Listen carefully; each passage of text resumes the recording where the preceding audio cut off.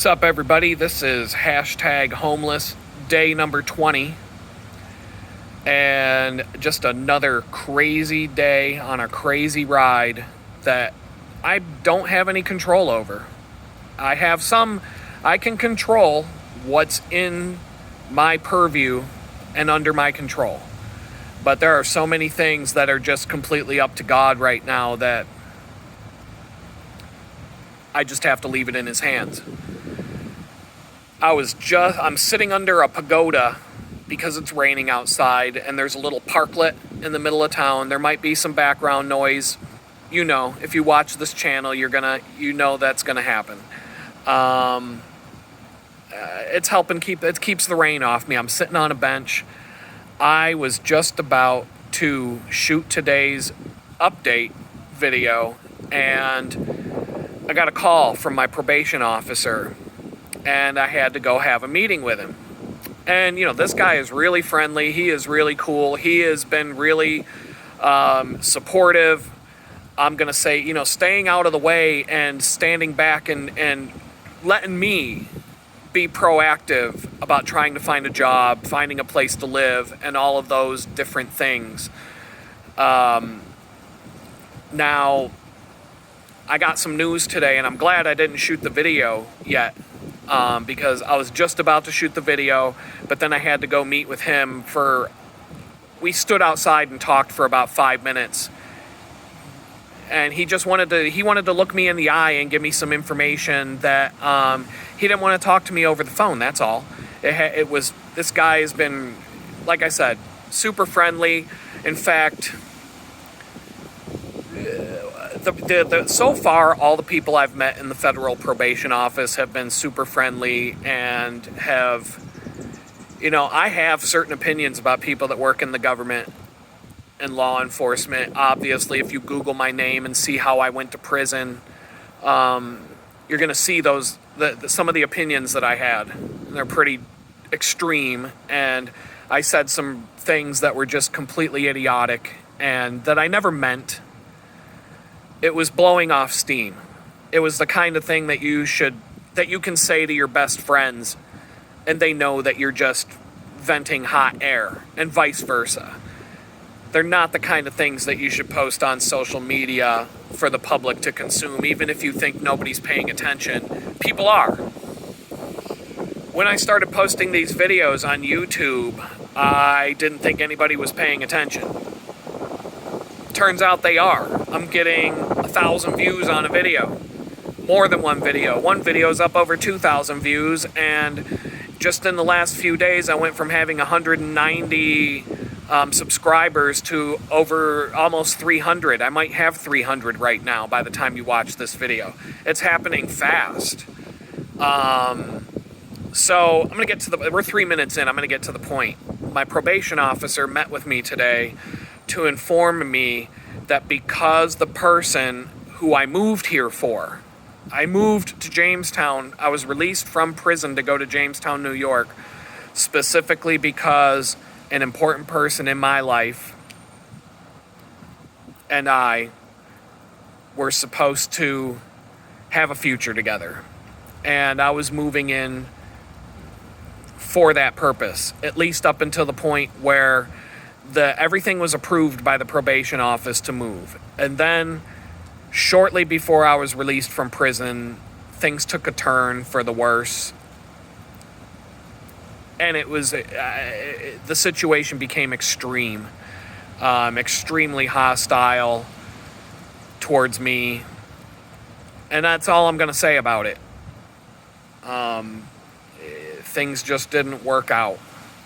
And things didn't work out to the point that shortly after I came to Jamestown, I was tossed to the curb to go live in the streets and ended up in the homeless shelter on my first day of homelessness. So the probation officer told me that because I don't have a support network here in Jamestown, I don't know anybody, I don't have a job yet, I'm staying in a homeless shelter and I'm homeless. Because of the fact that the person that I was supposed to have a future with, there's nothing there.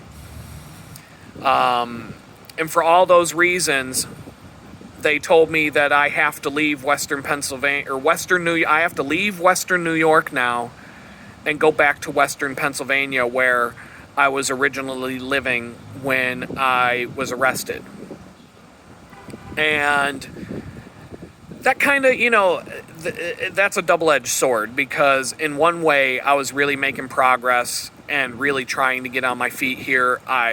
Like I said, I found a job. The job was taken away, but I've been going on other interviews, and I've been looking for a job, and I felt like I was within striking distance of trying to find a way to get on my feet here. But I also believe that God does certain things for a reason. And there was a part of me, even before I became homeless, that if I'm going to be homeless, I would rather be homeless in Pittsburgh. I have more resources there. It's a bigger city. It would be easier to get a job in Pittsburgh than it would in Jamestown, New York. Even a basic entry level, general labor, whatever kind of job that pays, minimum wage in Pennsylvania is $7 an hour versus $15 an hour in New York. But from what I've been told, most of the general labor jobs, the Burger King jobs, that kind of stuff are paying $15 and up around Pittsburgh, because it's gotten to the point where they need to do that to be competitive, or nobody's going to want to work for them. So there are lots of opportunities in Pittsburgh that I could get a job doing, like IT work or something like that maybe doesn't pay as well as what I was doing before, but allows me to have a computer-based desk office kind of a job. I don't know. The possibilities are much more plentiful down there than they are up here. And, I was told today that I have to move. I have to basically pack my bag, my 60-pound rucksack. There's no deadline on this. He wants to work with me and make sure that, we do everything that we can to make it a smooth transition. And I made a couple of phone calls, and as long as probation down in Pennsylvania will approve of the place that I have lined up, I have a place to stay. It won't be a great situation, and I'm going to have to bust my hump to find my own roof and find a job to pay for that roof. But I know people in Pittsburgh. There is a lot of people down there I haven't talked to for a long time, but, I've been shaking off the dust, and a lot of people have been coming to me who are finding me on social media. I just had a friend who I haven't talked to I haven't talked to this guy in probably 10 years, and I haven't seen him in person in probably 20-something years. He found my videos on YouTube, and he used that as a stepping stone to get in touch with me down here in Jamestown. And we had a nice conversation the other day, and I got some updates about what's going on in his life, and I found out that there's other people up here in Western New York that I grew up with who want to get in touch with me, who want to talk, and people wanted to come to my court hearings, but they couldn't get in touch with my lawyer, and I was so isolated from the rest of the world being locked up in a prison cell that, I had no idea that there were people out there that cared.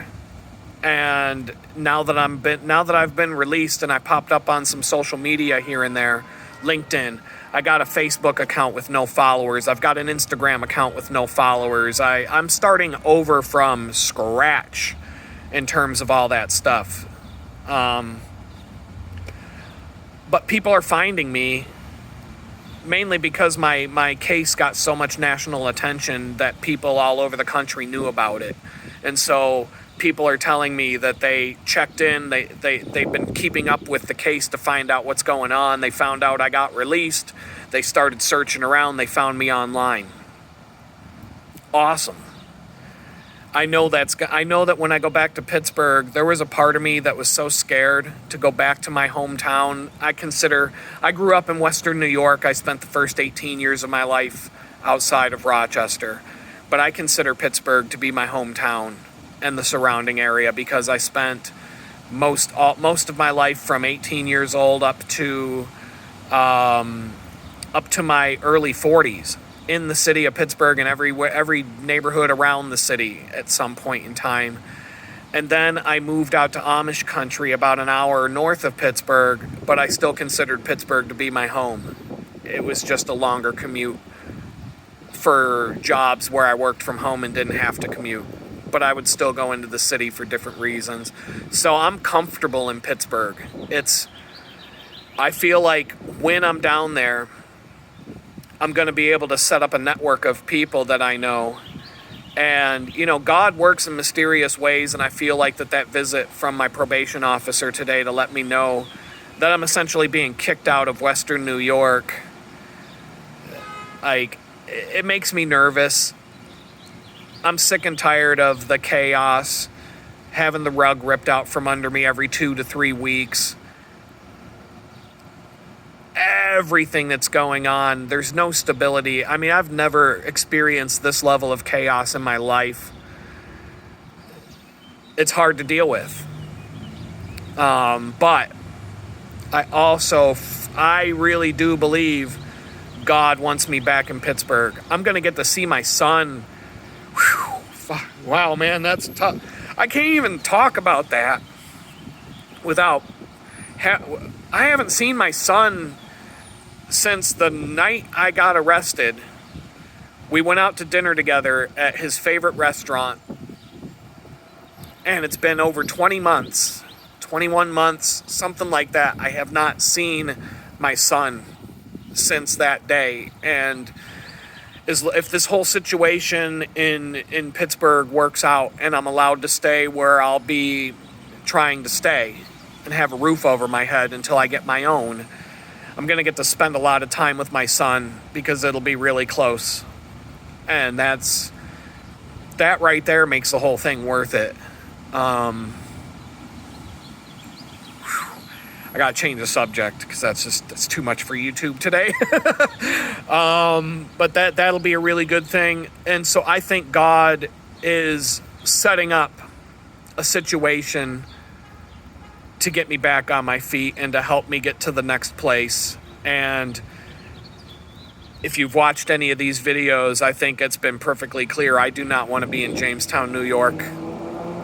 I was willing to set up shop here and live my life here because they were telling me I had to. But at the end of the day, I want to get out of here. Pittsburgh, there's things to like and dislike about anywhere you go, anywhere. And believe me, I will find the things that are not to like. There are plenty of things about Pittsburgh there's things about Pittsburgh that are better here in Jamestown. But, the time for comparisons is, I don't have a choice in where I'm going. I'm being told that they're sending me off. And I just think it was an act of God. I think that Jesus himself I think that's an answered prayer. I want to get out of Jamestown. I want to spend time with my children. I want to be able to have that again. And had I known what was going to take place when I moved to Jamestown and what I went through as a result of that situation, I would have chosen to be homeless in Pittsburgh instead. Hindsight is always 20/20. And when you're in prison and you have a home plan approved and probation is all approved and everything is signed off and this is the day you're going home, the last thing you want to do is throw a wrench in that process that could cause you to end up spending more time behind the barbed wire fence. And so I did not want to mess with that situation at all. And I thought God was bringing me to Jamestown for a reason, and I still believe that there were things that I had to see for myself and experience with my own two eyes and see it for what it was so that I could leave this place and never look back. And believe me, I have no desire to set foot in this part of New York ever again. There are things to like about this area. There really are. There are some things that I do like about this area. I could make a list. We don't have time. But the point is, there's just too many bad memories, and I've had too many bad experiences here, and there's people I don't want to run into, and this is going to be a good thing. Hopefully within the next couple of weeks, #homeless will be #living in a garage or some weird update. I don't know, I could be living in a homeless shelter in Pittsburgh. It's all going to be dependent on what the probation officers do. But I've met more than a few. A quick shout out to the probation office in Bridgeport, Connecticut. When I was released from prison, I was stranded in Bridgeport, Connecticut with no cell phone, no bus ticket home, all because of it was a screw up on the part of the people that booked my travel to go home from Danbury, Connecticut, where I was in Club Fed for the last 4 months of my sentence. And a complete stranger allowed me to use his cell phone for almost an hour while I frantically called people and tried to coordinate a way to get home from Bridgeport, Connecticut. I was wearing a pair of shorts and a zip-up hoodie from prison. I didn't even have $30 in my pocket. I was stranded in Bridgeport, Connecticut. It was pouring rain. It was freezing cold. It was still winter conditions. All because someone messed up a transfer to transfer from a train to a bus, made it impossible for me to make the bus on time. The train was late. The bus left. I was stranded with no ticket home. The Bridgeport, Connecticut Federal Probation Office had me come down to their office in person. And one of the probation officers there actually coordinated, got me a bus ticket, and got everything settled in so that I could get home. And I ended up getting home earlier because of the way that this guy worked everything out. I ended up getting home earlier than I would have if the original plan that they gave me to take various buses and trains to get home had worked the way that it was supposed to. Because of the whole mistake, because of the being stranded out there, because of the way everything happened, I ended up getting home sooner. And I was able to take care of a bunch of things in Buffalo that day, the day I got home from prison, that I would have had to figure out how to do over the next 72 hours. And it would have been a big problem. And so sometimes the good Lord just throws what looks like a big wrench in your plans and a big obstacle in your path. But and sometimes you panic. I panicked the day that I was stranded in Bridgeport, Connecticut, after just getting released from prison with no cell phone and no money and no ticket home, and had no idea what to do. That was a panic attack. That was a major panic attack. I haven't felt that level of a panic attack before or since in a long time. And at the end of the day, the Lord came through, and everything worked out better at the end of all of that than it was supposed to in the first place. And so now, he's throwing another, what might look like an obstacle in my path. What looks like, now I can't look for a job here in Jamestown anymore. Now I can't, there's some things I'm going to have to go through over the next couple of weeks that are going to be daunting and hard to deal with, and it's not going to be easy having to transfer from New York to Pennsylvania. But if everything goes smoothly, this is the kind of situation that God puts in your path that sometimes it seems like it's going to be a hardship, but at the end of the day, it turns out to be the best thing that ever happened. And it turns out to be the right thing. So I'm going to trust. The Bible says, don't worry about tomorrow because today brings enough of its own things to worry about. That's a paraphrase. That's not an exact quote. But you can find that in the book of Matthew. He talks about, look at the birds of the air. They neither sow nor reap nor gather into barns, yet your heavenly Father feeds them. Does he not care more for you than the birds?